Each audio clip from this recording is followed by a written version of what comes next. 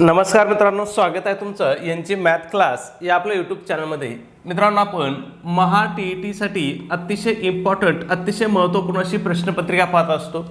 या प्रश्नपत्रिकेमध्ये म्हणजेच आजच्या आपल्या लेक्चरमध्ये आपण कोणते प्रश्न घेत असतो, तर आतापर्यंत ज्या काही टी.ई.टी परीक्षा झाल्या त्या परीक्षेमध्ये विचारलेले प्रश्न आपण या ठिकाणी घेत असतो. मग आजचा आपला विषय कोणता आहे, तर विषय आहे गणित. आणि हे गणितामधलं आपलं कोणतं लेक्चर आहे, पहिलंच लेक्चर आहे.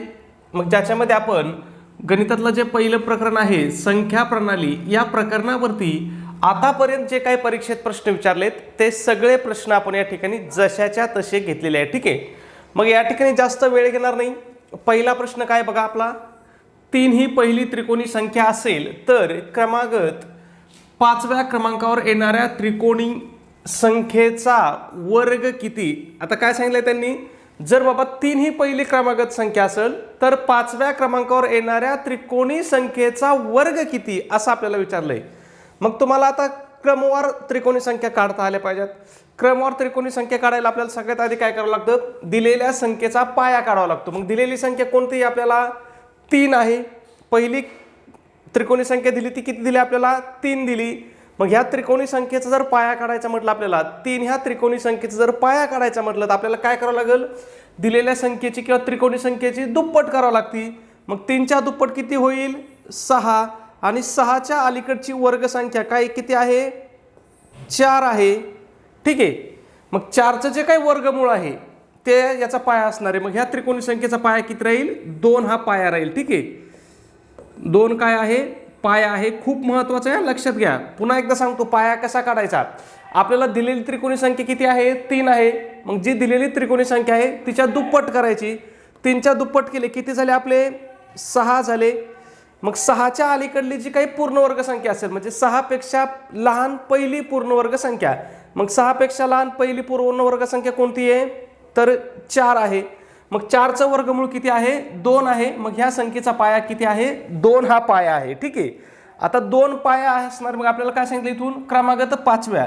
मग बघा 2 पाया असणारी, 1 नंबर जर धरली तर त्याच्यानंतर 3 पाया असणारी, 4 पाया असणारी, 5 पाया, 6 पाया, 7, 8 हे काय होतील, पुढे क्रमागत चालू राहतील. पण आपल्याला कोणत्या क्रमावरती सांगितली, 5व्या क्रमांकावरती. मग बघा पहिली, दुसरी, तिसरी, चौथी आणि 5वी जी काही 5व्या क्रमांकावर संख्या आहे तिचा पाया किती असणार आहे, 6 असणार आहे.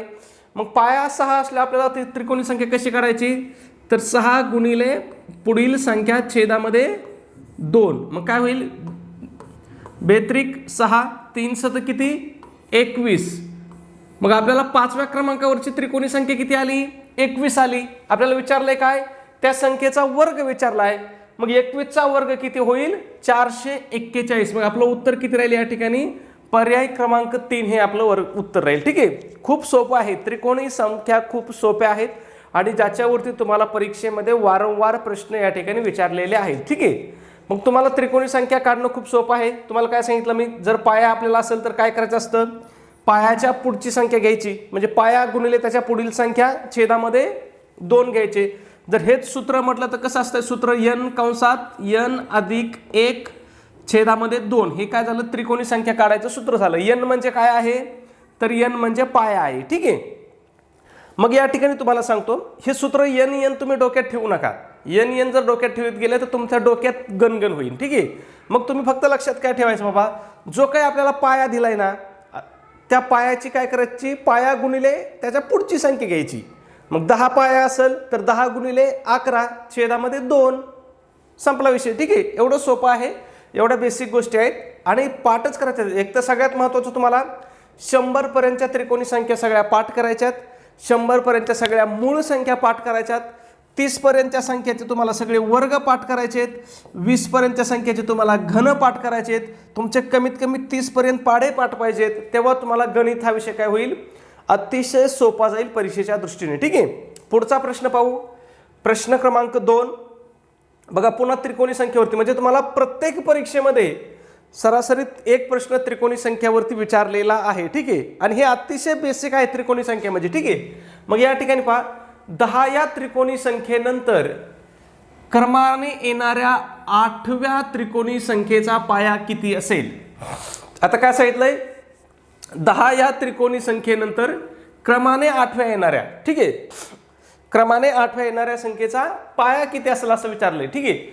मग आता आपल्याला काय करावं लागेल, आता ही 10 त्रिकोणी संख्या आहे, सगळ्यात आधी हिचं काय करावं लागेल, हिचा आपल्याला पाया काढावा लागेल. मग पाया काढायचं म्हटलं काय सांगितलं तुम्ही, दिलेल्या त्रिकोणी संख्येची दुप्पट करायची. मग 10च्या दुप्पट किती होईल, 20.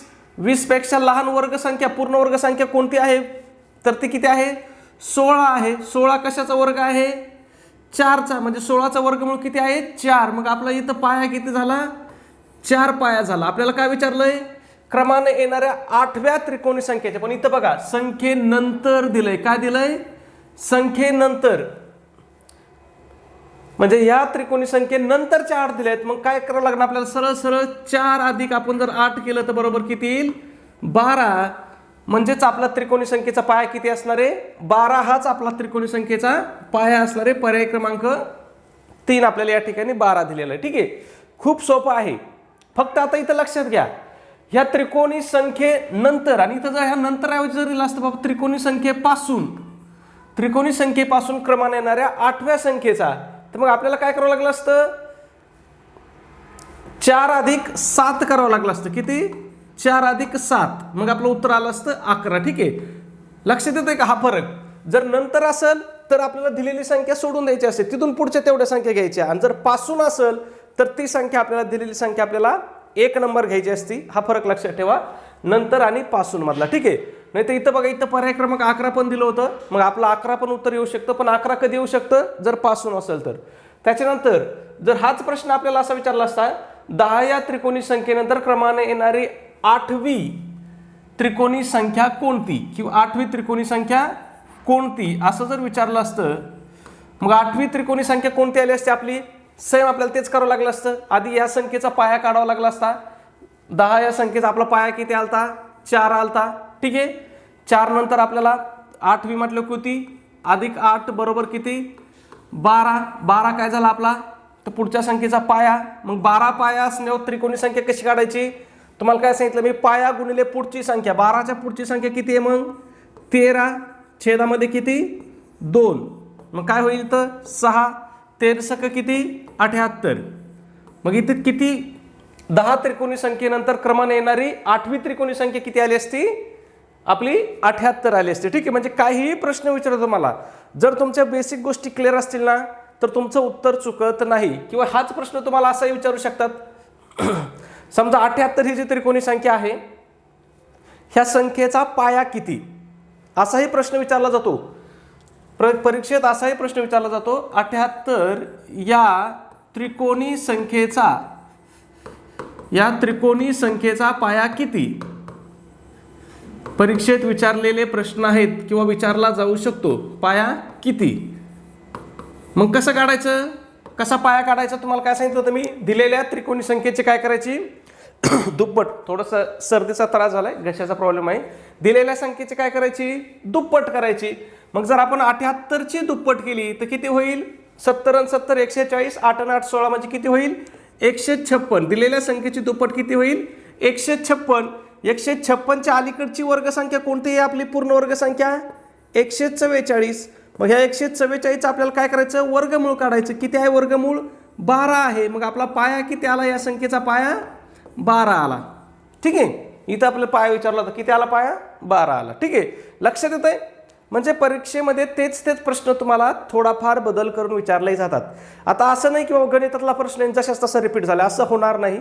त्याच्यामध्ये काहीतरी थोडंफार संख्येमध्ये किंवा प्रश्न विचारण्याच्या पद्धतीमध्ये बदल करणार, पण प्रश्न तिथंच येणार. त्रिकोणी संख्येवरती, मूळ संख्येवरती तुम्हाला पेपरमध्ये 2 प्रश्न 100% दिसणार. एक त्रिकोणी संख्या असणार, एक मूळ संख्येवरती असणार, ठीक आहे. पुढचा प्रश्न बघा, 3 नंबर, बेसिक आहे. आता आपण जे बघतोय ना, आजचं पहिलं प्रकरण आहे गणितामधलं, एकदम बेसिक आणि सगळ्यात सोपं प्रकरण आहे, ठीक आहे. एका संख्येची 3 पट आणि 6 यांची बेरीज 15च्या चौपट इतकी आहे, तर त्या संख्येची निमपट किती. काय विचारलंय आपल्याला, त्या संख्येची निमपट काढायला पाहिजे सांगितली. पण ती संख्या दिली का, नाही दिली. फक्त काय दिलंय, एका संख्येची 3 पट आणि 6 यांची बेरीज 15च्या चौपटी इतकी आहे. आता 15ची चौपट किती आहे तुम्हाला माहिती आहे, 15 चौक किती, 60. म्हणजे यांची बेरीज किती आहे, 60 आहे. असं आपल्याला त्यांनी डायरेक्ट दिले. कशाची, एका संख्येची 3 पट आणि 6 मग ती संख्या कोणती आहे तुम्हाला माहिती आहे का? दिलेली संख्या नाही. मग दिलेली संख्या काय करू? एक्स मानू. मग त्या संख्येची 3 पट काय होईल आपली? 3x होईल. 3 पट म्हटलं काय होईल? 3x अधिक 6 बरोबर किती आहे यांची बेरीज? 15च्या चौपट म्हणजे किती आहे? 60 आहे. ठीक आहे, लक्षात येत आहे? 3x अधिक 6 यांची बेरीज किती आहे आपली? 60 आहे. तर आपल्याला त्या संख्येचे निमपट विचारली. मग आपलं उत्तर काय येईल या ठिकाणी बघा. 3x बरोबर काय होईल? 60. हे 6 काय होतील आपले? बरोबरच्या पलीकडे जातील. मग इथे अधिक येत म्हटलं बरोबरच्या पलीकडे गेले होते काय होतील? वजा होतील. मग 60 मधून 6 गेले, खाली किती राहतील? 54. मग काय होईल? x बरोबर 54 छेदामध्ये 3. आता तुम्ही म्हणता सर पुन्हा छेदामध्ये 3 कसं काय गेले? बघा 3 इथं काय आहेत? x सोबत आहेत. म्हटलं हे काय आहे? गुणिले आहे. मग जर गुणिले आपण बरोबरच्या पलीकडे नेलं तर ते काय होतं? भागिले होतं. म्हणून या ठिकाणी काय होईल? 3x बरोबर 56 भागिले 3. मग काय होईल? 18 त्रिक 54. इथं 54 आहे, मी 56 म्हणलं. 18 त्रिक किती? 54. मग आपला x बरोबर किती आला? 18 आला. किती आला? x बरोबर किती आला? 18 आला. आपल्याला त्याची काय विचारली? निमपट विचारली. मग 18/2 केलं तर आपली निमपट किती येईल? 9 येईल. मग कुठे उत्तर आपलं 9? या ठिकाणी पर्याय क्रमांक 3 आपल्याला 9 दिलेला आहे.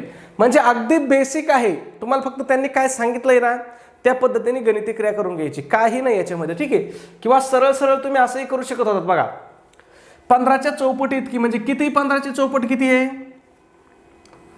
15ची चौपट किती होती आपली? 60 होती.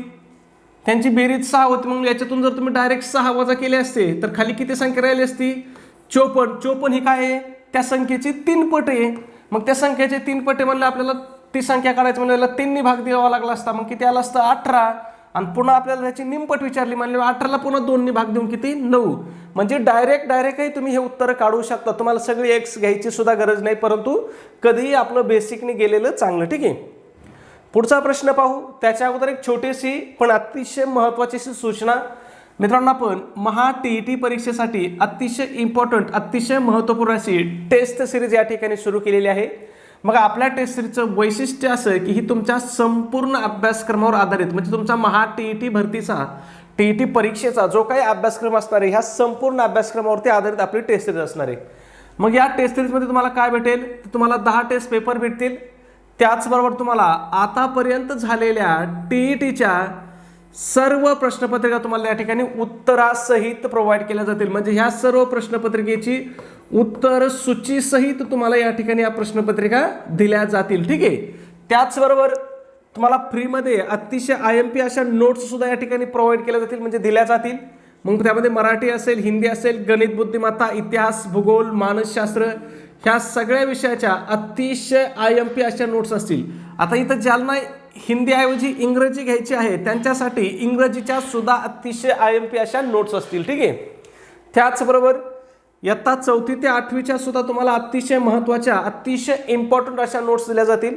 त्यामध्ये सुद्धा मग तुम्हाला इतिहास असेल, भूगोल असेल, राज्यशास्त्र असेल, विज्ञान असेल, म्हणजे 4थी, 5वी, 6वी, 7वी, 8वी ह्या सगळ्या तुमच्या क्रमिक पुस्तकाच्या नोट्स तुम्हाला या ठिकाणी प्रोव्हाइड केल्या जातील. ठीक आहे, या सगळ्या मटेरियलची किंमत किती आपली? तर 200 रुपये आहे. त्याच्यामध्ये सुद्धा विद्यार्थ्याच्या मागणीस्तव आज पण आपली ऑफर चालू आहे. मग जर आज तुम्ही आपली टेस्ट सिरीज घेतली तर हे तुम्हाला फक्त आणि फक्त काय होईल? 139 रुपयाला पडेल. मग हे 139 रुपये तुम्हाला कुठं पे करायचे आहेत? तर तुमच्याकडे गुगल पे आहे, फोनपे आहे. त्या ठिकाणी गुगल पे, फोनपेचा आपला नंबर आहे 96 89 14 16 30. पुन्हा एकदा सांगतो 96 89 14 16 30 हा आपला गुगल पे, फोनपेचा नंबर आहे. या नंबरवरती तुम्हाला काय करायचं आहे? 139 रुपये पाठवायचे आहेत. आणि तुम्ही जे 139 रुपये पाठवले त्याचा एक काय करायचं आहे? एक स्क्रीनशॉट काढायचा आहे आणि हा स्क्रीनशॉट मला व्हॉट्सॲपला टाकायचा आहे. व्हॉट्सॲपला सुद्धा आपला कोणता नंबर आहे? तर हाच आपला व्हॉट्सॲप नंबर आहे 96 89 14 16 30. ठीक आहे, तुमचा व्हॉट्सॲपला मला स्क्रीनशॉट मिळाल्याबरोबर तुम्हाला संपूर्ण स्टडी मटेरियल PDF च्या स्वरूपामध्ये प्रोव्हाइड केलं जाईल. ठीक आहे, त्याचबरोबर ज्या लोकांना नंबरवरती पैसे पाठवण्यात अडचण येत आहे त्यांनी जर मला स्कॅनर असा मेसेज केला की बाबा सर आम्हाला स्कॅनर पाठवा, तर त्यांना व्हॉट्सॲपला स्कॅनर सुद्धा त्या ठिकाणी पाठवून दिलं जाईल. ठीक आहे, स्कॅनरवरती पैसे पाठवणं काय असतं? सुरक्षित असतं, सोपं असतं आणि नंबर चुकून आपले पैसे दुसऱ्याच व्यक्तीला जाण्याचा धोका राहत नाही. म्हणून तुम्ही स्कॅनर सुद्धा मागून घेऊ शकता. ठीक आहे, पुढचा प्रश्न आपला 4 नंबर बघा, काय बेसिक प्रश्न होता बघा. 8207 हे अंक वापरून तयार होणाऱ्या मोठ्यात मोठ्या 5 अंकी व लहानात लहान 5 अंकी संख्येतील फरक किती. आता बघा प्रश्न सोपा आहे पण गोंधळ होऊ शकतो जर आपण प्रश्न बारकाईने वाचला नाही तर. का, इथं अंक किती दिलेत आपल्याला, 4च अंक दिलेत आणि काय विचारलंय, 5 अंकी मोठ्यात मोठ्या आणि 5 अंकी लहानात लहान संख्येमधला फरक किती आपल्याला विचारलाय. मग ह्या 4 अंकापासून 5 अंकी आपल्याला आधी मोठ्यात मोठी संख्या तयार करावी लागेल. मग ही ज्या बघा, मग ही संख्या करायची म्हटलं आपल्याकडे 4 अंक येतं, एक अंक आपल्याला काय करावं लागेल, डबल वापरावं लागेल की नाही, तेव्हा 5 अंकी संख्या होईल. मग तो अंक डबल कोणता घ्यायचा, तर जो सगळ्यात मोठा असेल तोच डबल घ्यायचा. मग याच्यामध्ये मोठा अंक कोणता आहे, 8 आहे म्हटल्यावर 8 8 अधिक काय होईल 7 2 आणि 0. ठीक आहे, ही झाली आपली मोठ्यात मोठी 5 अंकी संख्या. आता लहानात लहान 5 अंकी संख्या म्हटलं आपल्याला आधी कोणती संख्या घ्यावी लागते, लहान संख्या. पण आता इथं 0 आहे म्हटलं 0 अगोदर घेतलं जमणार नाही, मग 2 घ्यावं लागेल. त्याच्यानंतर 0 0 7 आणि 8 ही झाली आपली लहानात लहान 5 अंकी संख्या. आणि यांचा फरक विचारलाय म्हटलं आपल्याला फक्त यांची काय करावं लागेल, वजाबाकी करावं लागेल, आपलं उत्तर येऊन जाईल. म्हणजे बघा किती बेसिक प्रश्न विचारला होता. सरळ सरळ जर पाहिलं तर तुम्हाला वजाबाकी करा असंच त्यांनी सांगितलं. ठीक आहे, मग काय होईल, किती राहतील, तर 2 राहतील, 1 देऊन टाकला उधारी ठेवायची नाही. 12तून पुन्हा 8 गेले किती राहतील, 4 राहतील, पुन्हा उधारी देऊन टाकली किती राहतील, 6 राहतील. 8 जशाच तसे पुन्हा राहतील 6. 68,642. कुठं आहे 68,642, बघा किती सोपं आहे. ठीक आहे, पुढचा प्रश्न 5 नंबर, 1 ते 50 पर्यंतच्या संख्यांची बेरीज किती येते. आता इथं आपल्याला कोणत्या संख्या दिल्यात, 1 ते 50 पर्यंतच्या. मग ह्या संख्यांना आपण कोणत्या संख्या म्हणतो, तर नैसर्गिक संख्या म्हणतो. काय म्हणतो, नैसर्गिक संख्या म्हणतो. मग तुम्हाला लक्षात सांगतो, ज्यावेळेस तुम्हाला नैसर्गिक संख्याची बेरीज करायला सांगितली जाईल ना, त्यावेळेस सोपं लक्षात ठेवायचं. बघा काय करायचंय, 1 ते 50 पर्यंतच्या संख्या आहेत किती, 1 ते 50 पर्यंतच्या. मग इथं एकूण संख्या किती आहेत, 50 संख्या आहेत. ठीक आहे, माहिती आहे ना आपल्याला किती संख्या आहेत, 50 संख्या आहेत. मग बघा 50 गुणिले त्याच्या पुढील संख्या किती, 51 छेदामध्ये 2, तुमची बेरीज येऊन जाईल. म्हणजे जेवढ्या एकूण संख्या असेल ती संख्या घ्यायची, गुणिले त्याच्या पुढची संख्या घ्यायची आणि छेदामध्ये 2 घ्यायचं. मग बघा काय होईल, इथं 25. मग काय राहील आपलं, 25 गुणिले 51 बरोबर किती, गुणाकार करायचा, करू. 25 गुणिले 51 आहे, 25 1 25 5, हातचे आले 2, 25 5 किती 125, 125 आणि 2 किती 127. बघा बरं 1275 कुठं ऑप्शन आहे का आपल्याला, बघा या ठिकाणी ऑप्शन क्रमांक पहिलंच आहे आपल्याला 1275. म्हणजे 1 ते 50 पर्यंतच्या संख्यांची बेरीज किती येईल, 1275 येईल. तुम्हाला कितीही संख्या विचारू द्या, फक्त काय आहे, त्या नैसर्गिक संख्या पाहिजेत. नैसर्गिक संख्या म्हणजे काय, 1 पासून चालू झाल्या पाहिजेत त्या. ठीक आहे, 1 पासून पुढे क्रमागत चालू होणाऱ्या संख्या पाहिजेत.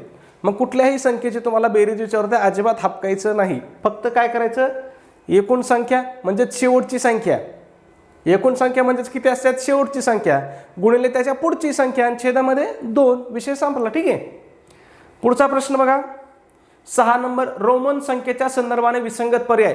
ह्या रोमन संख्येवरती खूप प्रश्न विचारले जातात तुम्हाला टीईटी परीक्षेमध्ये. ठीक आहे, म्हणजे याच्यामध्ये अवघड काहीच नाही. ठीक आहे, अवघड असं काहीच नसतं, एकदम सोपे प्रश्न असतात. फक्त आपल्याला माहिती पाहिजे की बाबा यम म्हणजे कोणती संख्या आहे, हे माहिती असलं की हे सोपं आहे. मग यम म्हणजे कोणती संख्या आहे, तर रोमन संख्येमध्ये यम म्हणजे 1000 असतं, सी म्हणजे काय असतं 100 असतं. मग काय सांगितलं त्यांनी, यम भागिले सी म्हणजेच काय सांगितलं 100, 1000 भागिले 100 बरोबर किती येईल आपलं 10 येईल. ठीक आहे, म्हणजे हा पहिला पर्याय किती येईल 10 येईल. आपल्याला काय सांगितलंय, विसंगत पर्याय शोधायला सांगितलाय, म्हटलं आपल्याला सगळे पर्याय पाहावे लागतील. पुढचं काय बघा, XXV गुणिले IV म्हणजे XXV म्हणजे किती 25 गुणिले किती 4, मग 25 चौक किती 100, म्हणजे हा पर्याय किती आला आपला 100 आला. बघा हा पर्याय आपला 10 आलता, हा पर्याय आपला 100 आला. हा पर्याय किती येतोय बघूया, XC अधिक X, XC म्हणजे किती, आता C म्हणजे किती असतंय, C म्हणजे 100 असतंय. किती, C म्हणजे 100, लक्षात ठेवा C म्हणजे 100. मग XC म्हटलं किती होईल 90 अधिक किती X म्हणजे किती 10, मग 90 अधिक 10 बरोबर किती होईल 100. बघा आता आपला हा पर्याय 100 आला, तो पर्याय सुद्धा 100 आहे, हा पर्याय 10 आहे. पुढचा पर्याय बघू, डी वजा सी डी. आता डी म्हणजे किती हे तुम्हाला माहित पाहिजे. डी म्हणजे किती असतंय, तर डी म्हणजे 500. किती? 500 वजा सी डी. आता डी म्हणजे 500 आहे, सी म्हणजे किती आहे, 100 आहे. मग सी डी म्हणजे किती होईल, 400. किती होईल, 400. मग 500 वजा 400 बरोबर किती होईल, 100. किती होईल, 100. मग बघा आपले 3 पर्याय काय आल्याचं उत्तर काय आलंय, 100 आलंय. एका पर्यायाचं उत्तर 10 आलंय. मग हाच आपला पर्याय काय असणार आहे, विसंगत असणार आहे. लक्षात येतंय. मग तुम्हाला इथं लक्षात ठेवायचं आहे की रोमन संख्यामध्ये सी म्हणजे किती, 100. सी म्हणजे किती, 100. डी म्हणजे किती, 500. आणि एम म्हणजे किती, 1000 असते. ठीक आहे, हे लक्षात ठेवा. याच्यावरतीच तुम्हाला परीक्षेत प्रश्न विचारलेले आहेत. पुढचा प्रश्न 7 नंबर. खालील आकृतिबंधात प्रश्नचिन्हाच्या जागी असणारी संख्या कोणती. ही आपल्याला संख्या मालिका दिली आणि याच्यामध्ये प्रश्नचिन्हाच्या जागी कोणती संख्या येईल हे आपल्याला शोधायला सांगितलंय. मग या संख्येमधला आपल्याला पॅटर्न काय आहे हा आपल्याला सगळ्यात आधी शोधावा लागेल. मग बघा 15, 26, 35, 50, 63, डॅश डॅश 99. आता ह्या जर संख्या पाहिल्या तर ह्या वर्ग संख्येच्या जवळच्या संख्या आहेत बघा. मग इथं 100% वर्गाची साखळी असणार आहे. बघा 4चा वर्ग किती आहे, 16. 16 वजा 1 आहे की नाही इथं. मग बघा इथं काय आहे, 4चा वर्ग वजा 1 आहे. बघा 4चा वर्ग 16, 16 वजा 1 किती आलं, 15. इथं किती आहे बघा, 5चा वर्ग. 5चा वर्ग किती, 25 अधिक 1 बरोबर किती, 26. मग बघा एकदा वजा केलंय, एकदा अधिक केलंय. इथं काय होतं बघूया आपण, 35 आहे. मग 6चा वर्ग किती, 6चा वर्ग 36 वजा 1 बरोबर किती, 35. म्हणजे बघा एकदा वजा, परत अधिक, परत वजा, मग परत इथं काय होईल, अधिक होईल. 7चा वर्ग अधिक 1 बरोबर 50 बरोबर आहे. मग इथं काय असणार आहे, 8चा वर्ग वजा 1. मग इथं काय असणार आहे, 9चा वर्ग वजा, इथं वजा म्हटलं इथं काय होईल, अधिक 1. मग 9चा वर्ग किती, 9 9 81 अधिक 1 किती, 82. मग कुठे 82, पर्याय क्रमांक 3 आपल्याला 82 दिलेला आहे. इथं काय असणार आहे, 10चा वर्ग वजा 1. लक्षात येतंय. तुम्हाला जर एकदा याच्यामधला पॅटर्न कळाला ना तर हा प्रश्न खूप सोपा असतो. ठीक आहे. पुढचा प्रश्न 8 नंबर. 7च्या पटीतील पहिल्या 19 नैसर्गिक संख्येची बेरीज किती. नैसर्गिक संख्येची बेरीज सांगितली आपल्याला, पण काय सांगितली, 7च्या पटीतल्या किती संख्यांची, पहिल्या 19 नैसर्गिक संख्येची. मग 7च्या पटीत म्हटलं काय असणार आहे, पहिली संख्या असेल 7, त्याच्यानंतर दुसरी संख्या राहील 14, त्याच्यानंतर राहील 21, नंतर राहील 28. अशा आपल्याला संख्या राहतील. ठीक आहे. मग शेवटची संख्या किती राहील आपल्याला, 19वी. मतलब 19 7 किती, 133. 19 7 किती, 133 ही राहील आपली शेवटची संख्या. मग आता या संख्येचे आपल्याला काय विचारलंय, बेरीज विचारली. सगळ्या संख्या लिहून त्यांची बेरीज करीत बसायचं का, एवढा वेळ असतो का आपल्या परीक्षेमध्ये, नसतो. मग इथं आपल्याला बघा पहिली संख्या 7 आहे, शेवटची संख्या किती आहे, 133 आहे. मग या दोघांची बेरीज करायची, पहिली संख्या आणि शेवटची संख्यांची बेरीज करायची.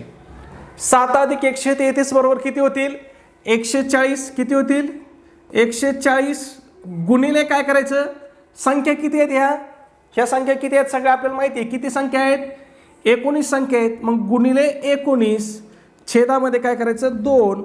आपली बेरीज येऊन जाईल. मग बघा काय होईल, 7 हा 0 जशास तसा किती, 70. 70 गुणिले 19 बरोबर काय होईल, 0शी 0 येईल. पुन्हा 19 7 किती, 19 7 पुन्हा 133 म्हणजे किती आलं, 1330. पहा बरं 1330 कुठं आहे का बेरीज, बघा ऑप्शन क्रमांक 2 1330 दिलेली आहे. लक्षात येतंय. खूप बेसिक गोष्टी आहेत मित्रांनो या. ठीक आहे. याच्यामध्ये काही रॉकेट सायन्स नाही. ठीक आहे. फक्त तुमच्या महत्त्वाच्या संकल्पना क्लिअर पाहिजेत. 9 नंबर. खालील पदांच्या श्रेणीतील प्रश्नचिन्हाच्या जागी असणारा पद कोणतं येईल. पुन्हा इथं आपल्याला पद दिले आणि प्रश्नचिन्हाच्या जागी कोणतं येईल असं आपल्याला विचारलंय. ठीक आहे. मग बघा काय आहे इथं, 2 6 20 42. इथं काय आहे, प्रश्नचिन्ह आहे आणि पुढं काय आहे, 156 आहे. आता बघा ह्या संख्या काय झाल्यात, फास्ट वेगाने वाढत गेल्यात. मग संख्या वेगाने कधी वाढतात, एकतर वर्ग असेल किंवा मग गुणाकार असेल, त्यावेळेस आपली साखळी काय होते, वेगाने वाढते. ठीक आहे. मग बघा इथं काय केलंय त्यांनी, ज्या काही आपल्या क्रमवार मूळ संख्या आहेत बघा ज्या काही मूळ संख्या आहेत ती मूळ संख्या गुणिले पुढची संख्या केली बघा. मग काय केलंय, आपली पहिली मूळ संख्या किती आहे 2 गुणिले 1 केलंय. 2 गुणिले 1 किती होईल बघा, मूळ संख्या काय 2 गुणिले 1 किती झालं 2. इथं दुसरी मूळ संख्या किती आहे 3. मग 3 गुणिले त्याच्या अलीकडली संख्या किती 2. 3 गुणिले 2 किती 6. मग इथं काय केलं त्यांनी बघा, त्याच्या पुढची मूळ संख्या किती आहे 3 नंतर आपली 5 आहे. इथं एकदा मूळ संख्या तुम्हाला क्रमवार लिहितो मी, किती आहे 2 3 5 त्याच्यानंतर 7 त्याच्यानंतर 11 ठीक आहे. त्याच्यानंतर पुढं 13, पुढच्या इतक्याची गरज पडणार नाही आपल्याला. मग बघा 5 गुणिले त्याच्या अलीकडली संख्या म्हणजे त्या मूळ संख्येच्या अलीकडली संख्या 5 गुणिले 4 बरोबर किती 20. मग इथं काय केलंय, पुढची मूळ संख्या किती आहे 7 गुणिले त्याच्या अलीकडली संख्या म्हणजे किती 6 किती आले 42. मग इथं काय होईल, आपली पुढची मूळ संख्या किती आहे 9 गुणिले 9 नाही 11 आहे. पुढची मूळ संख्या किती आहे 11 आहे गुणिले किती त्याच्या अलीकडली संख्या. मग 11च्या अलीकडली संख्या किती होईल 10. मग 11 गुणिले 10 बरोबर आपलं किती होईल 110. लक्षात येत आहे, खूप सोपं आहे. ठीक आहे. पुढचा प्रश्न आपला 10 नंबर. 15 21 28 आणि 36 या कोणत्या प्रकारच्या संख्या आहेत. ह्या कोणत्या संख्या आहेत, ह्या त्रिकोणी संख्या आहेत. तुम्हाला मी काय सांगितलंय 100 पर्यंत जेवढ्या काही त्रिकोणी संख्या आहेत ना ह्या तुम्हाला क्रमवार पाठ ठेवायच्या आहेत. ठीक आहे, कारण याच्यामध्ये तुम्हाला परीक्षेत प्रश्न विचारला जातो. त्याच्यानंतर तुम्हाला 100 पर्यंतच्या मूळ संख्या सुद्धा काय करायच्या तोंडपाठ करायच्या आहेत. त्याच्यानंतर इथं चौरस संख्येवरती प्रश्न विचारला जातो, पण चौरस संख्या म्हणजेच काय असती वर्ग संख्या. ज्या पूर्ण वर्ग संख्या आहेत ना त्यांनाच आपण चौरस संख्या म्हणतो. ठीक आहे. मग तुम्हाला 30 पर्यंतचे वर्ग पण पाठ ठेवायचे. ठीक आहे, ह्या बेसिक गोष्टी आहेत, हे तुमच्या पाठ असल्या पाहिजेत. पुढचा प्रश्न 11 नंबर. 36 वस्तू समान वाटायच्या असतील तर किती प्रकारे वाटता येतील. किती वस्तू आहेत 36 वस्तू आहेत. त्यांची वाटणी कशी करायची, समान वाटणी करायची असेल तर ती किती प्रकारे वाटणी करता येईल असं विचारलंय. आता या प्रश्नाचं उत्तर तुम्हाला काय करायचं आहे कमेंटमध्ये सांगायचं आहे. त्याचबरोबर तुम्ही जर अजून सबस्क्राईब केलं नसेल तर सबस्क्राईब करा. व्हिडिओ आवडला असेल तर प्लीज एक लाईक करा आणि आपला व्हिडिओ तुमच्याकडे असणाऱ्या शैक्षणिक ग्रुपला तुमच्या मित्रपरिवाराला नक्की शेअर करत चला. धन्यवाद.